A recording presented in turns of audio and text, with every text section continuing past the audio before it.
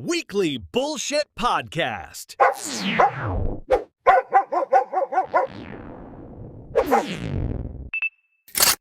안녕하세요. 위클리 불시 팟캐스트입니다. 네, 저희가 이번에 시즌2 첫 번째 에피소드인데 네. 어떠신가요? 네. 저희가 일단 일정으로 인해서 장기간 쉬어가게 돼서 죄송한 말씀을 드리고요. 네. 근데 또 이번 주부터는 주 1회로 진행이 되니까 네. 좀 여러분들을 많이 만날 수 있는 기회가 생긴 것 같아서 저는 네. 좋고요. 저는 이제 마음가짐을 좀 고쳐 먹었어요. 이게 그쵸. 시작할 때는 되게 기대에 부풀어서 시작을 했는데 이제 하다 보니까 또 이렇게 흐지부지되고 그런 경향이 있더라고요. 그쵸. 우리 앤디 씨가 또 네. 집중력이 좀 많이 떨어지기 때문에 네.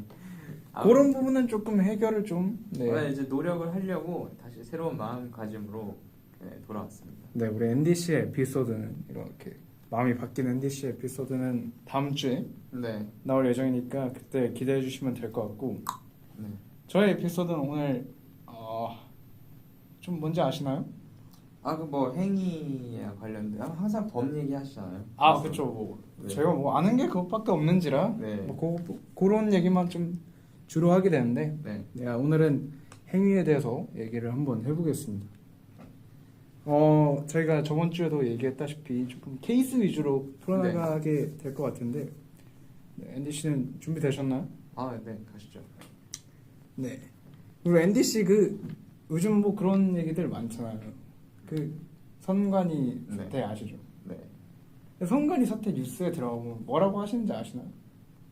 뭐라고 하는지 아냐고 물어보면 제가 어떤 대답을 제가 말씀드리죠.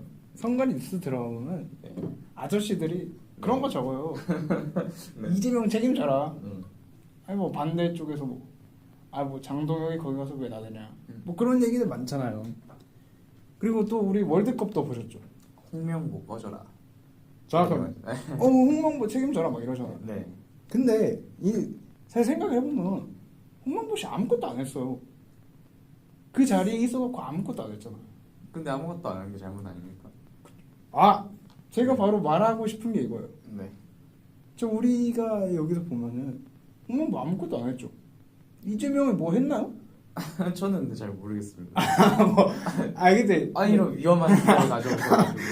근데 뭐 이거는 케이스니까 네. 간단하게 좀 아이스 브레이킹 한다고 생각하고. 네. 근데 우리가 이게 행위를 했다고 생각되지는 않잖아요, 사실. 어떤 뭔가 몸을 움직였다 이런 걸 한 건 아니잖아요. 홍명보 씨도 뭐 전술을 안 짠 것이 잘못 짠 건 아니에요. 그런가요? 뭐 그렇죠. 네. 사실 말을 그렇게 할 수 있는데. 네. 근데 이렇게 아무것도 안 한 것도 행위가 될 수 있느냐? 저 요게 약간 이제 오늘의 주제인데 어떻게 생각하셔요? 저희가 이제 비슷한 주제로 시즌 1에서 얘기를 가볍게 해본 적이 있는 것 같아요. 그렇죠. 저희가 침묵에 대해서 얘기를 네. 했었죠. 근데 저희의 어떤 잠정적인 결론은 침묵에도 네. 그 의미와 의도가 있다 이런 걸로 났던 것 같은데 네. 뭐 그런 측면에서 저는 아무것도 안 하는 것 또한 어떤 개인의 선택이고 안 하기로 선택한 거고 그것 또한 행위의 일부를 볼 수 있지 않을까라는 행위의 생각을 일부 가지고 볼 수 있습니다. 네, 말씀. 그러니까 저는 조금 제가 우리 앤디 씨도 아시겠지만 법학도잖아요. 그러니까 이게 아무것도 안 한 거에도 이제 책임을 져야 되냐? 그 부분이 약간 궁금한데. 책임을 저는 져야 된다고 생각하고요. 근데 이제 네. 어떤 경우에 따라서 아무것도 안 한 선택을 한 경우에 지는 책임이 그 반대에 대한 책임보다 가벼울 수는 있겠죠. 가벼울 수 있다. 그냥 하지만 그것도 정도의 차이고. 네. 근데 저는 여기서 질문을 또 한 개 더 하고 싶은 게 네. 앤디 씨도 월드컵 아무것도 안 해줬잖아요. 저 관심이 없으니까요. 근데 그럼 앤디 씨도 책임져야 되는 거 아니에요? 제가 월드컵을 책임을 지금. 앤디 씨도 아무것도 안 하기로 한 선택을 했잖아요. 그 월드컵에 제가 어떤 어필리에이트 되어 있는 건 아니잖아요. 그건 맞죠. 제 일이 아니잖아요. 그러니까 그게 조금 차이가. 그러니까 그건 사실 우리 앤디 씨의 입장에서 보면은 네. 둘 다 똑같은 행위잖아요. 그러니까 앤디 씨가 행위를 했냐 안 했냐 저는 그 부분을 조금 질문을 하고 싶은 거예요. 앤디 씨는 스스로 행위를 했다고 생각하시나요? 월드컵에 대해서 네. 아무것도 안 한 게 내 행위. 저는 선택이죠, 그죠? 아무것도 안 하기로 한 선택을 했다. 네, 저는 뭐 어떤 한 국가를 응원하거나 그런 선택을 하지 않기로 선택을 한 거죠. 하지 않기로 선택한 네. 건. 네. 그러니까 그건 뭐 또한 제 행위였다. 행위로 볼 수 있다. 네. 그러니까 네. 네. 그래서 뭐 관련이 없는 사람의 행위, 그 아무것도 하지 않은 것도 행위가 될 수 있다. 네. 그런 말씀이신 거죠. 네. 요거는 우리가 이제 그 본격적인 에피소드로 들어가기 전에 네. 간단하게 이렇게 입을 좀 풀어보는 시간이었고 네. 본격적인 것으로 좀 들어가 봅시다. 저희가 또 사실 제가 또 저번 주에도 말씀드렸다시피 네. 정치 팟캐스트 네. 정치 팟캐스트를 많이 듣는단 말이죠. 아 그렇군요. 네. 그래서 정치 사례가 좀 많을 수밖에 없어요. 음. 그 부분은 좀 양해를 해주시면 그 좋겠다. 감당 가능하세요? 아니 뭐 어차피 조회수 4 했다고. 아 근데 이게 또 디지털 풋프린트는 없잖아요. 아니 근데 뭐 정치는 하셔야 되는데 이게 저는 걱정이 되니까 좀 더 최대한 약간 컨트로버셜하지 않은 발언 위주로 좀. 네네네. 근데 뭐 저희가 이게 맞다 틀리다 그 얘기가 아니라 뭐 네. 단순하게 네. 얘기를 해보자면 두 번째 케이스로 넘어가 보자면 그거 아시죠? 그 김건희 씨가 디올백을 받은 사건. 뭐 자세한 내막은 모르지만 이제 네. 들은 바는 있습니다. 그게 뭐 그런 그게 뭐 범죄가 되냐 안 되냐에 대해서는 논란이 있겠지만 네. 디올백을 받긴 받았잖아요. 네.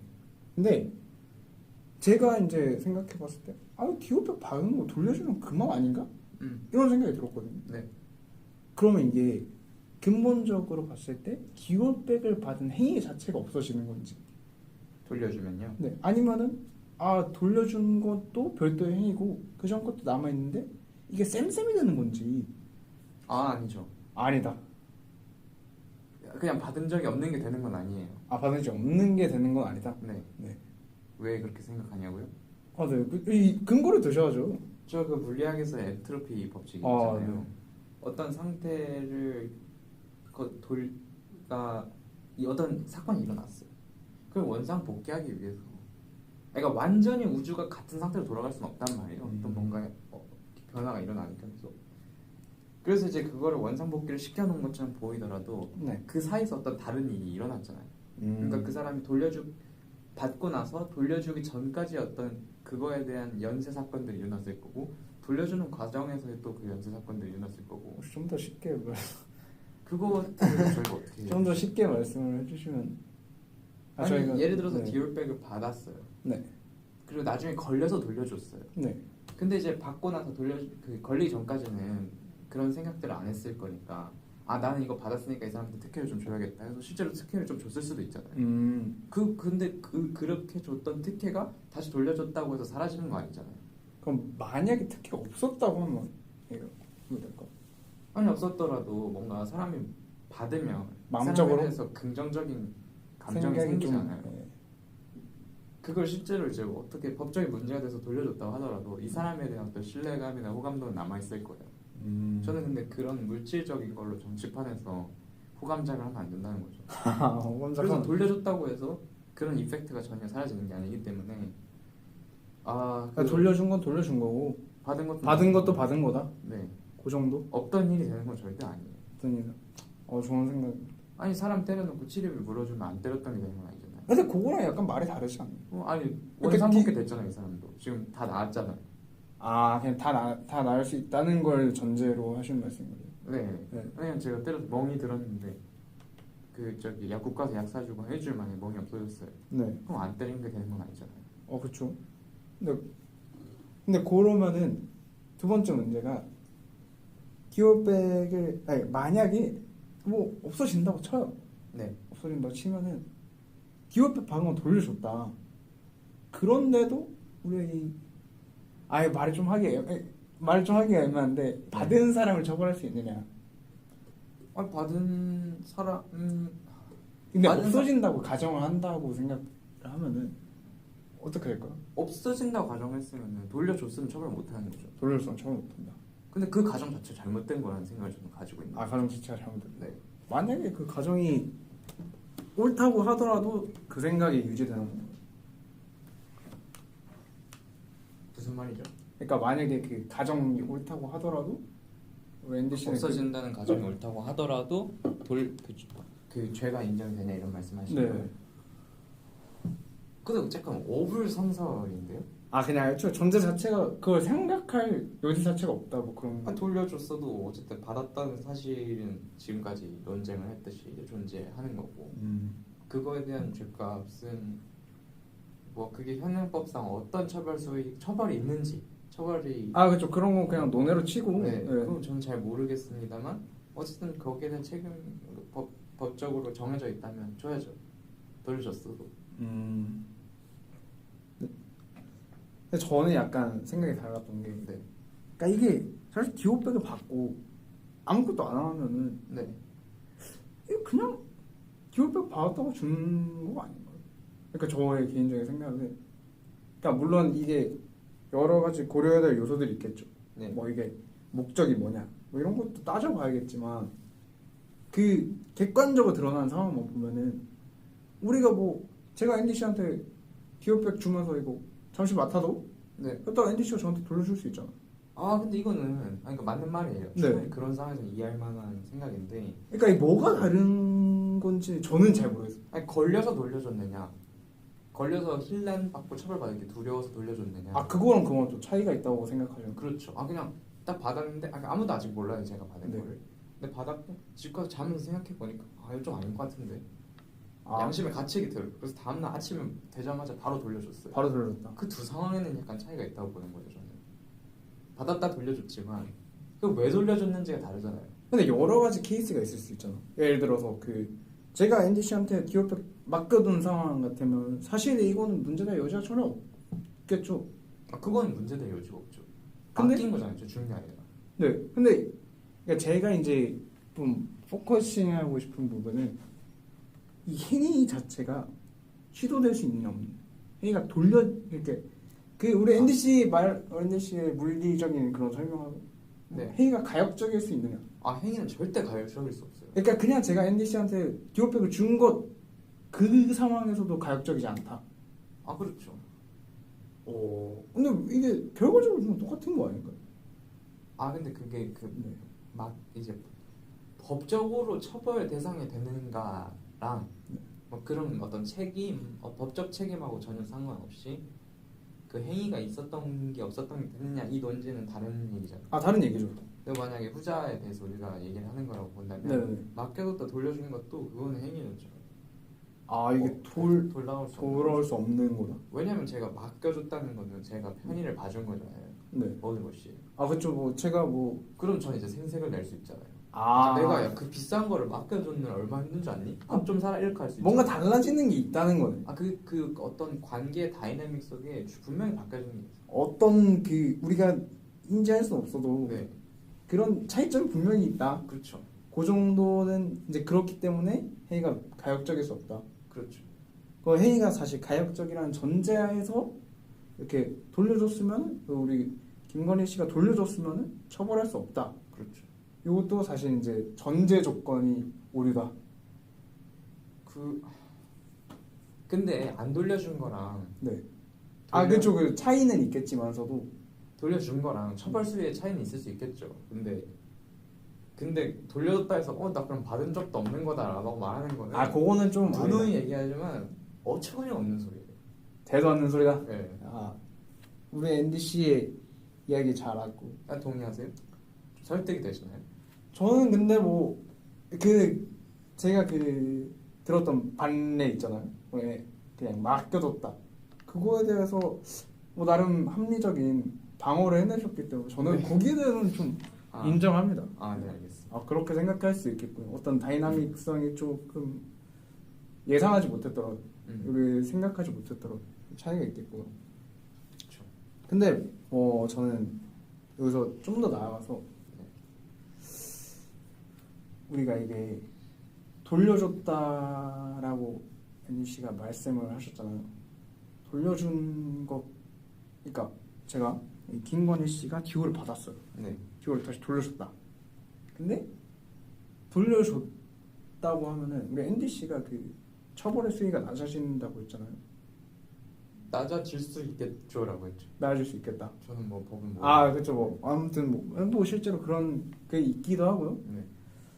제가 궁금했던 거는 이 김건희 씨랑 디올백을 받은 행위 사이에 어떤 관계가 있길래 네. 이 김건희 씨가 처벌돼야 되는 건가? 그러니까 저희 주장을 먼저 해보자면은 디올백을 받은 게 잘못이잖아 사실. 주는 것도 잘못이죠. 아 그죠 뭐 그러니까 그런 받고 준 행위가 잘못인데 네. 받고 준 행위에 대해서 받고 준 행위 야 그거 없는 걸로 해 다시 돌려줘 이것만 하면 충분한 거 아닌가? 왜 김건희 씨를 감옥에 가두려고 하는 건가? 아, 네. 거기에 대해서 제가 할 말이 또 있죠. 네.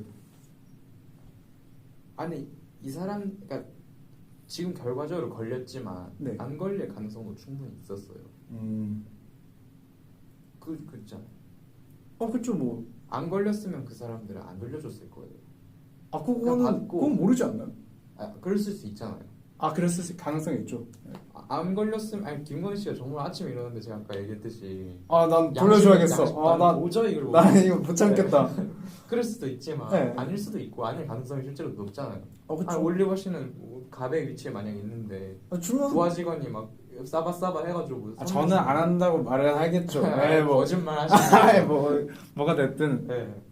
아무튼 네. 그렇지 다시 돌려줄 수 있지 않은 가능성이 있던 거고. 근데 법에는 항상 얘기하지만 어떤 이 사람을 re-educate 시키는 목적도 있고 다른 사람들한테 겁을 주는 너 이렇게 하면 이렇게 된다 겁을 주는 것도 있잖아요. 근데 저는 약간 앤디 씨가 굳이 법의 시각으로 보지 않고 네. 앤디 씨 스스로의 좀 시각으로 보셨으면. 아니 제 생각이에요. 그게. 네네네. 법은 그러니까 이 사람을 처벌하는 이유는 너네가 혹여나 운이 좋아서 걸리지 않아서 그냥 받고 이렇게 잘 할 수 있었겠지만 걸리면 너네 이렇게 돼라는 거를 보여줘야 되는 것도 있고 그죠?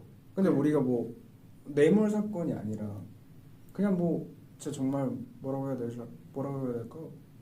그냥 뭐 제가 앤디 씨한테 욕을 했어요. 네. 야 이 못생긴 놈아. 저는 안 못생겨.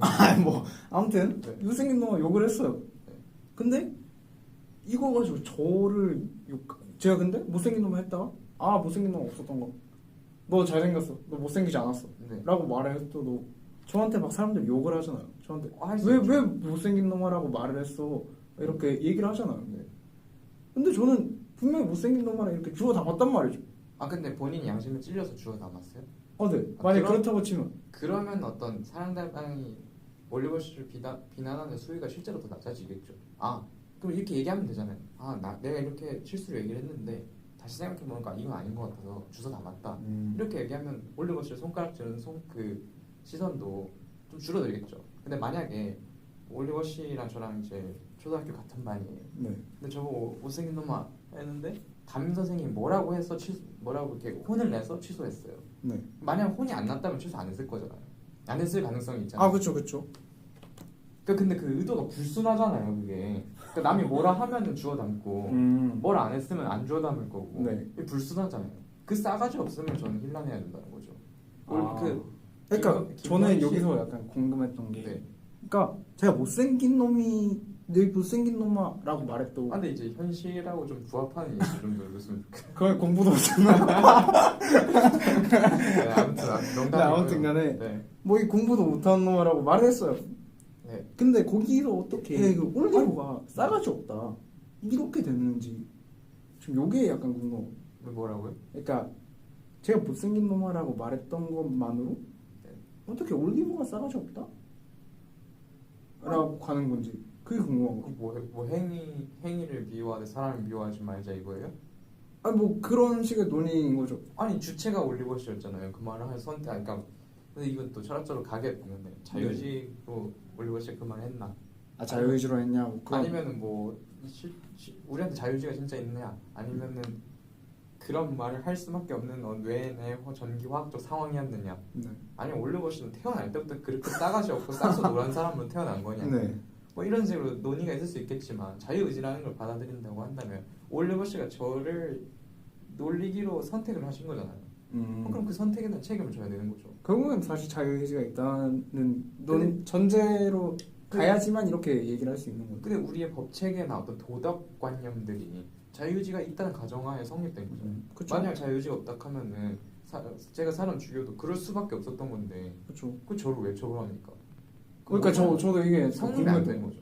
그러니까 사실 이게 그러한 논의 자체가 인간의 어떤 자유의지가 있냐 없느냐라는 근본적인 질문에서 나왔다는 네, 게 이제 중요한 포인트인 거죠. 중요한 포인트. 네, 그래서 제가 제가 또 법학도 아니겠습니까? 네. 또 법에 또 접목을 시켜보면은 그거 아시죠? 심신미약. 네. 논란이 많이 됐잖아요. 네. 심신미약 같은 술 마셨다고 처벌을 약하게 한 게 맞냐? 음. 뭐 그런 게 있는데 음. 이 심신미약이 사실 어떻게 생각해 보면 이제 자유의지를 기반으로 만들어진 제도 아닌가? 그렇죠.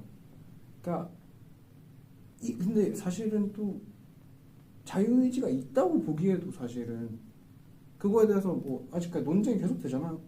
뭐 뉴로사이언스 학계에서도 사실 네. 확답을 내놓지 못하고 있는 상황이죠. 그렇죠. 오히려 자유의지가 없다는 쪽의 실험 결과도 많이 나오고 있는 것 같고요. 그러니까 사실 이게 약간 뭐 제가 법을 배우고 있지만서도 네. 법이 좀 시대에 뒤떨어지는 게 아닌가.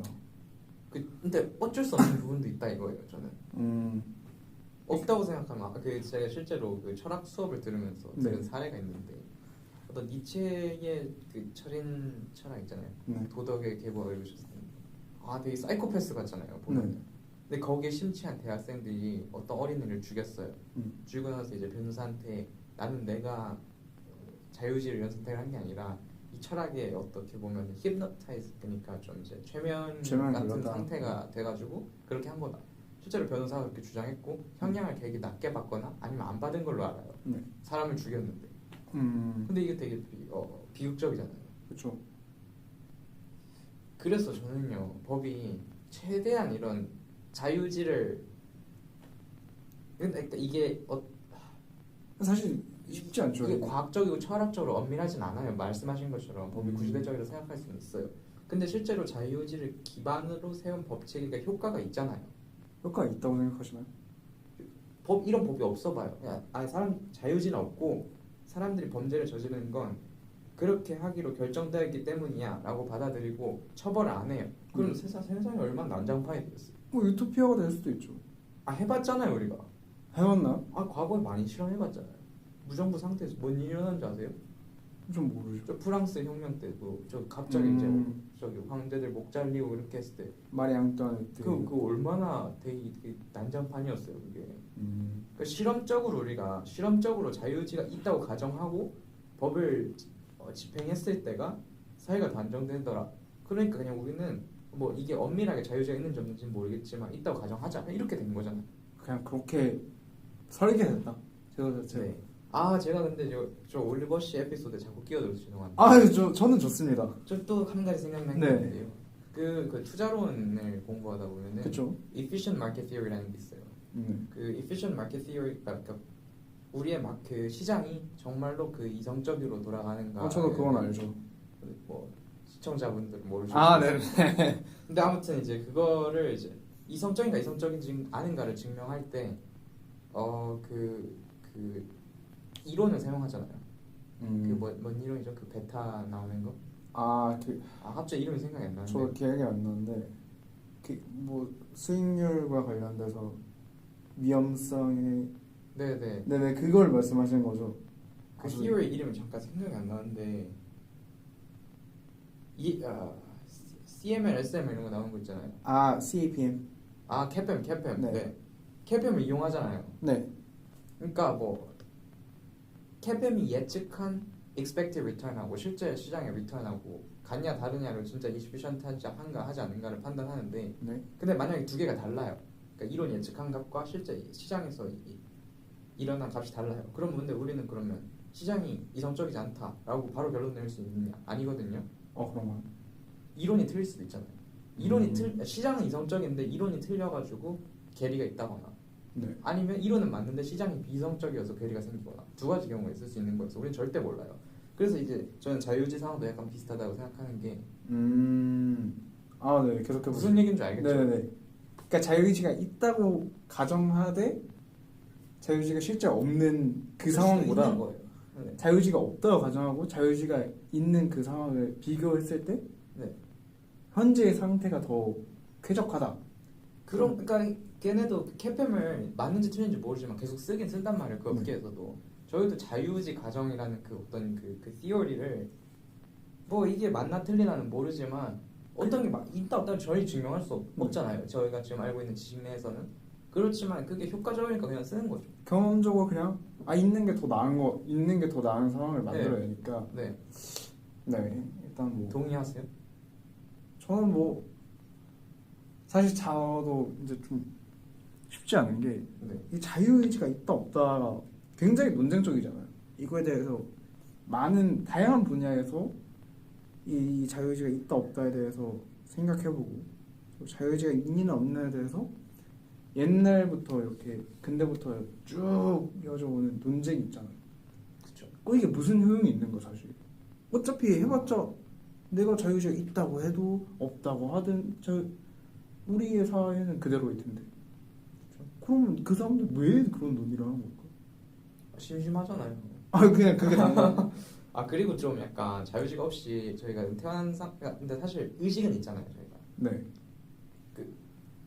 저희 의식은 자유의지가 있다고 생각을 하게끔 만드는데 근데 그게 착각인 건지 진짜 있는 건지는 모르지만 근데 만약 없다 생각하면 너무 슬프잖아. 저는 슬플 것 같거든요. 그냥 슬퍼서 그렇게 믿게 되는 건가요? 그러니까 이게 있다는 걸 제가 이제 철학을 공부하다 보면은 네. 자유의지가 있다는 걸 증명하려고 한 철학자가 그 반대보다 더 많은 것 같거든요. 네, 그렇죠. 근데 그게 슬퍼서 그런 것 같아요, 제 생각에.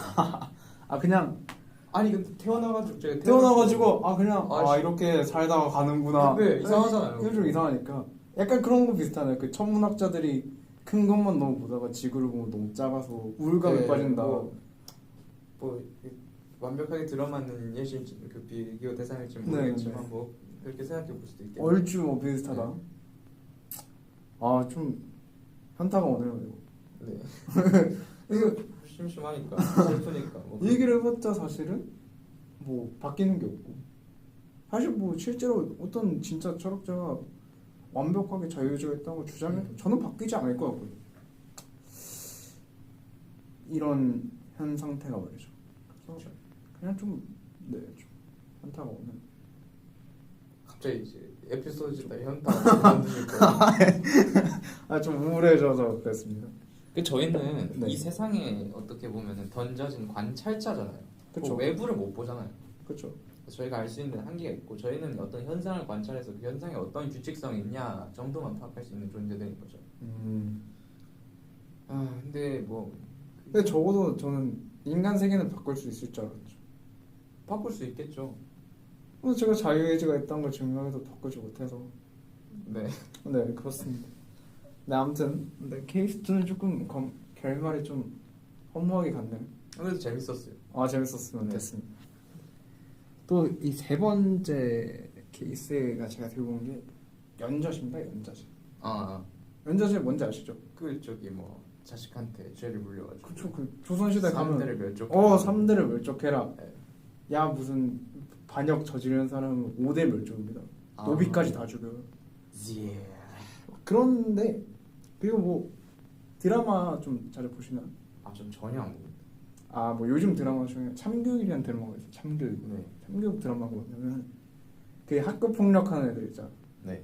그 교사한테 개기고 네. 애들 싸대기 날리고 교화시키고 뭐 이런 얘기거든요. 근데 거기 보면은 댓글들을 보면은 그런 말이 많아요. 저는 엄마가 잘못이다. 네. 그러니까 그런 뭐 우리가 그런 얘기들 있잖아. 뭐 촉법소년. 네. 촉법소년이면 댓글 다 보면 엄마를 처벌해야 한다. 부모도 같이 처벌해야 된다. 막 이런 얘기 있어요. 네. 근데 이게 사실은 어떻게 보면은 현대판 연좌제인 거잖아요. 근데 연좌제는 보통 아래로 내려가는 거 아닌가요? 뭐 위로 올라갈 수 있어요? 연좌제는 3대 3족을 아버지 할아버지 다 죽여요. 무덤도 파냅니다. 무덤도. 거기 무덤도 네. 무덤판에서 사지를 꺼내서 무체 분실합니다. 그런 연좌제죠. 네. 그래서 저는 생각을 해봤던 게 이게 법사적으로 보면 네. 옛날엔 연좌제가 분명히 존재했잖아요. 그 조선시대도 그렇고 그 서양에서도 네. 연좌제가 존재했는데 이게 현대에 들어서면서 책임 능력이라는 게 생겨요. 그게 뭐죠? 우리가 아까 전에 얘기했던 거랑 비슷한데 네. 자유의지가 있는 놈만 처벌할 수 있다 이거. 아무것도 모르는 유아기 아기가 이렇게 걸어가다가 아무것도 몰라서 이게 넘어졌는데 네. 사람이 죽었어. 너무 좋은 애기가 너무 좋은 사람이 뭐 그럴 수 있겠죠. 뭐 여러 사람들을 고려한다면 뭐 그런 것도 있을 수 있고 아니면은 내가 술 마셔서 진짜 술을 마셔서 아무것도 몰라. 아니면 내가 그 조현병에 걸렸어. 네. 저 앞에 있는 사람이 걔인 줄 알고 찔렀는데 사람이네. 아니 걔를 왜 찔러요? 뭐 인형인 줄 알고 찔렀는데 뭐 이런 케이스들 있잖아요. 네. 그래서 이런 사람들은 자유의지가 없다. 음. 자유의지가 없으니까 처벌할 수 없다. 네. 이런 식으로 흘러가는 구조거든요. 네. 그래서 책임 능력이 있는 사람은 처벌할 수 있다. 네. 라는 게 대두가 됐는데 근데 사실 또 법 체계에서 보면은 형법에서만 이게 책임 능력이 엄격하게 적용되거든요. 그래서 그 민법에서 보면은 우리 앤디 씨가 귀여운 아들을 낳았어요. 아들이 이제 유치원에 가서 쌈박질을 한 거죠. 아 좋네. 그래서 아들이 저희 유치원 친구를 완전 흠씬 두드럽혀서 유치원 친구가 이제 다리가 부러졌다고 합시다. 네. 유치원 친구한테 물어줘야 될 거 아니에요. 그럼 앤디 씨 아들이 물어줍니까? 제가 물어줘야죠. 그쵸. 네. 앤디 씨가 물어줘야 됩니다. 네. 이거 이제 민법상에서 음. 감독자가 책임이라고 하는 건데, 네. 그러니까 그 아무것도 모르는 친구가 가가지고 친구를 빼면은 부모가 물어줘야 된다. 그러니까 사실 이게 연재제가 완전히 없어졌다고 보기 좀 애매한 거죠. 네. 그 손해배상에선 남아 있고 형벌에서 없어졌다. 근데 우리가 이거를 조금 생각을 해보면은 행위의 관점에서 생각을 해본다면 앤디 씨랑 앤디 씨 아들은 다른 사람이잖아요. 다른 사람이죠. 근데 이 앤디 씨 아들이 한 거를 우리 앤디 씨가 책임을 져야 된다? 약간 말이 이상하지 않아? 근데 이제 아직까지 자유의지가 없다고 법에서는 가정하는 거죠, 그죠? 그러니까 그렇죠. 그러니까 그 친구가 자유의지가 없다라고 가정을 하는 거죠. 근데 아까도 말했듯이 법에는 네. 그 교화 목적과 다른 사람한테 겁을 주는 네. 그런 두 가지 목적이 있잖아요. 근데 그 교화 목적이 성립하지 않잖아요. 애기한테 처벌하는 거는. 애기가 애초에 알고. 근데 사실 교화 조심하지 목적이라는 게 그 사람에 대한 교화 목적도 있지만 사회 전체에 대한 교화 목적도 있는 거잖아요. 사회 전체에 대한 교화 목적은 겁을 주는 거예요. 겁을 주는 거에서 내 그 개인에 대한 게 교화할 수 없. 그러니까 뭘 모르고 잘못을 저지른 거는 네. 처벌한다고 해서 교화시킬 수 없잖아요. 그러니까 애기는 잘 모르고 그랬다고 가정하는 거죠. 자유의지로 한 게 아니다라고 가정하는 거죠. 그러니까 이제 애기는 그래서 네. 빠져요. 애기 빠지는 건 오케이. 그거는 이제 우리가 자유의지에서 뭐 했던 앤디 씨 책임지는 건 근데 이제 어떻게 하는 거? 그렇게 보는 거죠. 어느 정도의 자아를 형성하기 전까지는 그 아이 행동과 이런 건 애기들 부모 따라하잖아요. 말부터가 부모한테서만 따라하면 되는 거죠. 그렇죠. 그게 이제 부모의 평소 행실의 책임이 어느 정도 있다고 보는 거죠. 근데 그렇게 치면은 사실 네. 선생님은 어떤 거? 선생님은 애기들 그 고등학생들 다 가르치고. 그렇죠. 선생님도 고등학생 정도 되면 이제 어느 정도 있다고 보는 거죠. 근데 선생님이 잘못된 가르침을 예를 들어서 선생님이 네. 그 사이비 종교에 막 심취해 있어요. 네. 그래서 아이들한테 막 그런 거를 막 수업 시간에 공부는 안 시키고 막 설교를 해요. 네. 그래서 어떤 애가 같이 이렇게 빠졌어요, 사이비. 선생님 책임지잖아요, 그러면은. 근데 저는 이제 궁금한 게 선생과 아버지는 무슨 차이가 있길래? 네. 아니 결과적으로는 그 점에서 비슷하잖아. 아이한테 영향을 미쳐서 네. 아이가 다른 애한테 뭐 피해를 준다든지 이런 구조 자체가 똑같은데 선생은 사이비를 이렇게 믿게 하는 정도의 이르러야 된다고. 아버지는 그냥 난 아버지니까 책임을 져야 돼. 이거는 저는 약간 구조가 다르지 않나? 세상에 나왔잖아요. 그 아버지의 행위가 어떤 성교 행위가 없었다면 왜 그거부터 시작한 거? 세상에 안 생겼을 거 아니에요. 그러면 사실 거의 나비 효과 수준으로 가는 거 아니에요? 아니 근데 그게 선택이었잖아요. 나 실수로 애 낳을 수는 없잖아요. 근데 저는 그러면 오케이. 거기까지는 오케이. 근데 애가 5살짜리 애랑 20살짜리 애랑 네. 뭐가 다른 건가? 자유의지 정도가 다르죠. 그러니까 저는 이제 궁금한 게 자유의지가 있고 없고에 따라서 아버지의 책임을 달라지는 게 그리고 저는 근데 이게 네. 이렇게 애널리티컬, 그러니까 분석적으로 엄밀하게 어느 때부터 어느 정도의 자유의지가 생기는가를 판단한다기보단 네. 저는 trial and error라고 생각해요. 법을. 무슨 말인지 알아요? 근데 저는 네. 굳이 법적으로 가지 말고 네. 그냥 윤리적으로 간다고 그러니까 저는 어떤 사회학적인 이퀄리브리움을 보는 거예요. 어떤 균형 상태를 보는 거예요. 저는 사실 역학적으로 이렇게 생각하는 마인드셋이 좀 잡혀 있잖아요. 네, 뭐 그렇다고 칩시다. 아니 그런 걸 공부하니까. 아, 네네. 그런 관점에서 보면은 저희가 7살짜리 애가 범죄를 저질렀을 때, 뭐 잘못을 저질렀을 때, 너 벌금 500만 원 혹은 뭐 징역 2년 이렇게 해봤어요. 네. 했는데 딱히 고쳐지지도 않고 이 사람들 처벌하는 게 그렇게 해서 어떤 사회 전체의 어떤 그 균형과 안정에 딱 도움이 되는 것 같진 않아요. 그러니까 7살부터 처벌했다. 그러면 이제 그럼 좀 더 늘려볼까? 하고서 한 10살부터 처벌했어요. 이것도 아직 안 되네. 그럼 한 17살부터 해볼까? 그랬더니 여기 교화 효과가 어느 정도 나타난다. 근데 한 30살 정도로 아예 늘렸어요. 그랬더니 이 아래 있는 놈들이 또 범죄를 더 많이 계속 저지른다. 그럼 이게 이제 그 균형점이 이렇게 막 진동을 하다가 균형점이 생기겠죠. 저는 그렇게 보는 거예요. 그러니까 분석적으로는 볼 필요 없다는 건 얘기인지. 저는 이게 근데 그러니까 저는 사실 현실적으로 저는 근데 뭐 우리 앤디 씨가 법을 얘기했으니까 법은 그럴 수 있다고 생각하는데 윤리적으로 생각을 해보자면 윤리는 근데 우리가 만든 거잖아요. 자의적으로. 그거는 뭐 윤리학자에 따라서 얘기가 다르겠죠. 근데 어떤 윤리 체계 전체의 정합성을 놓고 보자면은 네. 어떻게 이렇게 가능한 건지. 그러니까 저는 좀 분석적으로 보고 싶은 거죠. 저는 앤디 씨가 반대를 했지만 저는 분석적으로 봤을 때 네. 그러니까 저의 개인적인 의견으로는 다를 게 없지 않나. 네. 20살짜리 애가 저지른 거랑 7살짜리 애가 저지른 거랑 그러니까 저는 이게 네. 그러니까 윤리적 분석적으로 보는 거 자체가 말이 안 된다고 그러니까 생각하긴 기본적인 하는데, 전제 자체가 틀렸다고. 근데 그렇게 하고 싶을 수 있죠. 네네네. 하고 싶으면 사후 정당화를 해야 되는 거죠. 일단은 저희가 이렇게 이런 류의 어떤 인식, 7살짜리한테는 책임 이 정도밖에 없지만 20살짜리한테는 책임이 이만큼 있어. 스스로 책임을 다 져야 돼. 네. 라는 우리가 윤리의식을 가지고 있잖아요. 그러니까 보통 사람들이 7살짜리가 이렇게 때리면은 아니면 욕을 한다 이러면은 네.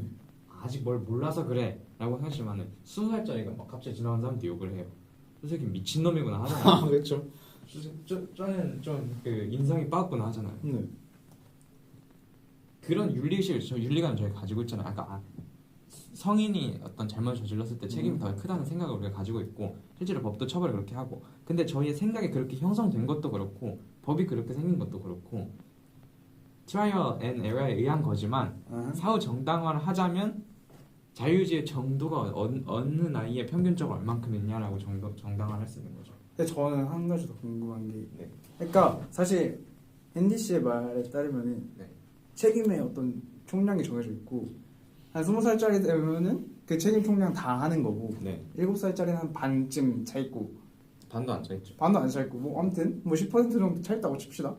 그럼 90%를 아버지한테 어머니한테 넘기는 거잖아요. 네. 연자제라는 구조 자체가. 네. 근데 이거를 사후 정당화할 수 있느냐? 그거를 또 묻고 싶은 거죠. 그러니까 저는 사실은 안 된다고 생각해요. 효과가 있잖아요. 그러니까 저는 물론 그거는 애널리티컬하게 보자는 거죠. 애널리티컬하게는 정당화가 안 된다고 생각해요. 애널리틱하게 정당할 수 있죠. 어떻게 해서요? 왜냐면 네. 아이가 그런 행동을 한 건 부모가 그렇게 가르쳤기 때문이니까. 원인이 그쪽에 있잖아요. 근데 부모가 그렇게 가르친 거를 사실 연자제는 따지지 않잖아요. 연자제에서 엄마가 애기한테 가서 야, 저 아저씨한테 가서 욕해봐 네. 라고 시키면은 그건 사실 연자제의 문제가 아니죠. 어머니가 그냥 애기를 도구로 쓰는 거예요. 근데 애기가 지금 유치원 가서 친구 때린 것도 네. 부모가 집에서 막 가정폭력 쓰고 그런 거 보고 자라서 그런 거라는 거죠. 그렇지 않은 경우도 있지만 네. 대부분 그렇다는 거죠. 근데 저는 이제 묻고 싶은 거는 연자제의 특성을 보자는 거예요. 연자제는 필수적으로 그런 거죠. 이건 근데 연자제가 아니죠 그러면. 그러니까 현대 사회에서 네. 자식이 잘못한 거에 대해서 부모가 책임을 지는 그 제도는 네. 이런 완벽한 의미의 연자제라고 보기 어렵죠. 아 현대에도 거의 그렇게 운영이 돼요. 그건 아니잖아요. 네? 아니죠. 뭐가 아니라고 거죠?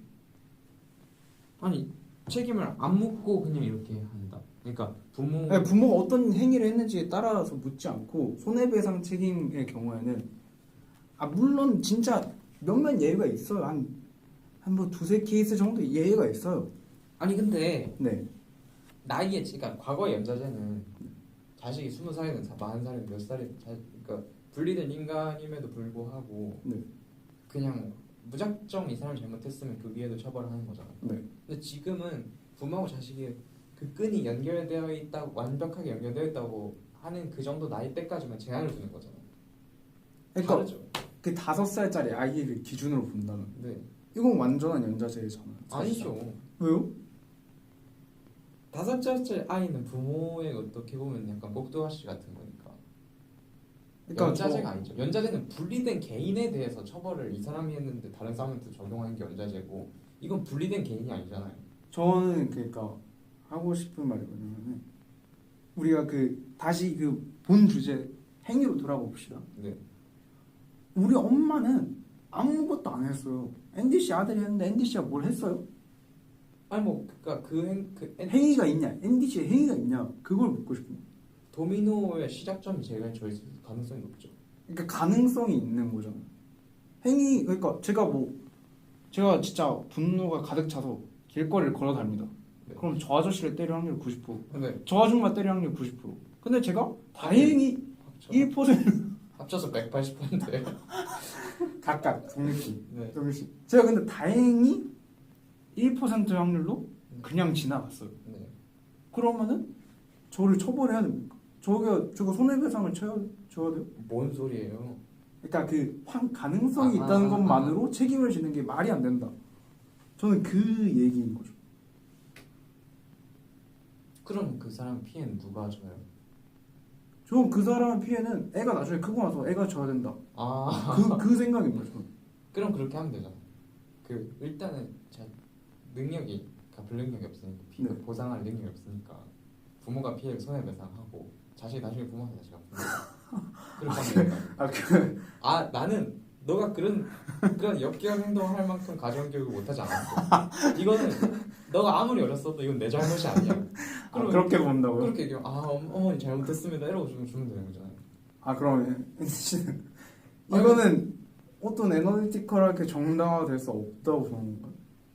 연자제 구조. 아니 일단 아까도 얘기했지만 이 연자제가 아니라니까요. 뭐 만약에 연자제가 있다고 쳐봅시다. 연자제에 대해서 조선시대로 돌아갔어요. 앤디 씨가. 네. 조선시대 아들 김돌세 나왔어요. 네. 김돌세가 가서 누구 때렸대요. 돌쇠가 20살 이상이에요? 돌세 5살. 그럼 연자제 아니라니까요. 돌세 20살이라고 쳐봅시다. 네. 그럼 돌세는 뭔가 없나요? 그 돌세가 잘못한 거에 대해서 앤디 씨가 책임을 지지 않나요? 그러니까 저는 그때는 지지 말아야죠. 지지 말아야 했나? 네. 근데 지금 이게 좀 어지럽네요 이게. 저도 좀 어지럽습니다. 네. 대화가 약간 겉도는 느낌이에요 지금. 기본적으로 약간 바라보는 약간 퍼스펙티브가 달라서 그래요. 네. 저는 항상 이거 numerically하게 보거든요. 이거 어떻게 이렇게 try on, 그러니까 이 값도 넣어보고 저 값도 넣어보고 이렇게 해가지고 균형점을 찾아가는 그런 형태로 본단 말이에요. 네. 공대에서 하는 게 그거밖에 없잖아요. 근데 애널리티컬하게 볼 수 있는 역량을 갖출 수 있는 거 아닌가? 저는 애널리티컬 영향이 없어요. 네, 그럼 안타깝게 됐네요. 네. 이게 좀 결론이 좀 이상하게 나왔는데 앤디 씨 앤디 씨의 의견을 다시 한번 논리 정연하게 얘기를 해보신다면 연자제라고 하는 거의 정의, 제가 생각하는 네. 정의는 거기서부터 이렇게 시작해 보시죠. 완벽하게 분리된 개인에 대해서 가족이란 이유만으로 그 둘 중에 한 사람이 잘못 저질렀는데 다른 사람까지 처벌하는 게 연자제고, 현대 사회에서 자식이 잘못 저질렀을 때 부모가 처벌하는 거는 네. 처벌은 사실 안 됩니다. 한번 계속 하시죠. 네. 어떤 피해 보상을 해야 되는 네네. 거는 일정 나이에 이르기 전까지 부모와 자식은 완벽하게 독립된 개체가 아니라는 인식이 저희 사회에 깔려 있기 때문입니다. 그런 인식을 받아들이고 세운 법 조항들이기 때문에 네. 이걸 이제 엄밀한 의미에서 연좌제를 하기 어렵고 연좌제가 제 아니고. 생각이고. 그럼 요 제도에 대해서는 NG 씨가 어떻게 생각하시는지? 제가 아까 말했듯이 네. 일단 가능성이 굉장히 높아요. 부모의 가정교육 때문에 가능성이 높아요. 네. 그래서 그런 부분에서 책임을 일단 져야, 이쪽에 있는 거니까 져야 되는 거고, 네. 만약 한 1% 확률로 부모는 정말로 잘 교육했는데 자식이 혼자 이상해가지고 어떤 모종의 이유로 그렇게 됐어요. 그렇다고 한다면 제가 아까 말했듯이 일단 능력이 없으니까 부모가 일단 피해 배상을 해주고 자식한테 나중에 다 받아내야 되는 게 저는 맞다고 생각합니다. 그게 맞다고 생각한다. 뭐 저의 의견도 덧붙여보자면 네. 저는 일단 연좌제라는 것이 좀 행위 기준으로 봐야 되는 것이 아닙니다. 그러니까 뭐 애가 5살이든 20살이든 네. 30살이든 뭐 40살이든 그것과 관계없이 음. 그 자식의 행동으로 인해서 부모가 어떤 책임을 지게 되는 거. 그게 뭐 손해배상이 됐든 아니면 처벌이 됐든 네. 그런 식으로 책임을 지게 되는 것 전부가 연좌제라고 저는 일단 보는 입장이고, 사실 현대의 손해배상 책임 제도도 연좌제의 일종, 연좌제의 확장으로 좀 볼 수 있지 않나라고 보는 입장이고, 네. 그리고 저는 연좌제는 엄격하게 인정돼서 안 된다. 왜냐하면 그 아이의 행위가 부모의 행위는 아이의 행위가 있음에도 불구하고 네. 부모의 행위가 있다고 단정할 수 없다. 그럼 이제 아까 말했던 것처럼 네. 그냥 아이가 클 때까지 기다렸다. 그때 보상해야 된다. 어, 능력이 그렇죠. 생기면. 네. 그렇게 생각합니다. 만약에 부모의 책임이었으면, 그러니까 진짜로 그러니까 가정 CCTV 달아놨더니 네. 부모가 정말 가정교육 이상하게 했어요. 아, 가정교육 이상하게 하는 건 저는 상관이 없다고. 이상하게 했어도 네. 자식이 나중에 커서 그 사람이 보상해야 된다. 아, 물론 그런 케이스는 있겠죠. 엄마가 애한테 시끄러, 야 가서 쟤 때려봐. 그러면은 올려가시는. 네. 그렇게 따지면요. 네.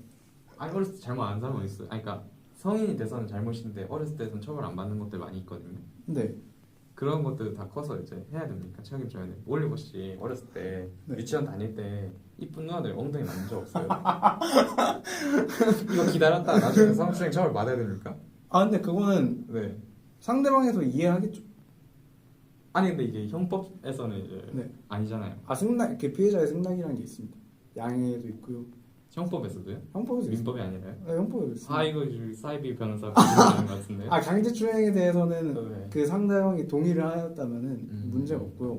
그리고 저는 그러니까 아까 전에 또 말씀드렸다시피 자유의지 관점에서 아이들은 자유의지가 없는 아이들 있잖아요. 진짜 정말 한두 살 네. 영유아 그런 아이들은 자유의지가 없기 때문에 책임을 지지 않아도 된다. 네. 로 면책이 되는 거고, 네. 근데 애가 조금 머리가 컸다 네. 라고 생각하는 그런 경우들 있잖아요. 네. 그런 경우에는 이제 자유의지의 관점에서 사실 어느 정도 책임을 져야 되는 것은 맞으나 책임을 조금 줄여줄 수 있고 그 정도는 오케이. 근데 나중에 가서 진짜 잘못한 놈들은 나중에 가서 손해배상을 하든가 네. 뭐 돈 벌면 그때 갚아라 라고 말할 수 있는 거죠. 좀 이상한 생각이긴 한데요. 네. 그 시간이 너무 많이 됐으니까 여기까지 합시다. 아, 네, 그럽시다. 네. 네. 엥? 네? 인사는 해야지 인사. 지금까지 위클리 위클리 불시 불시 팟캐스트였습니다. 감사합니다. 감사합니다.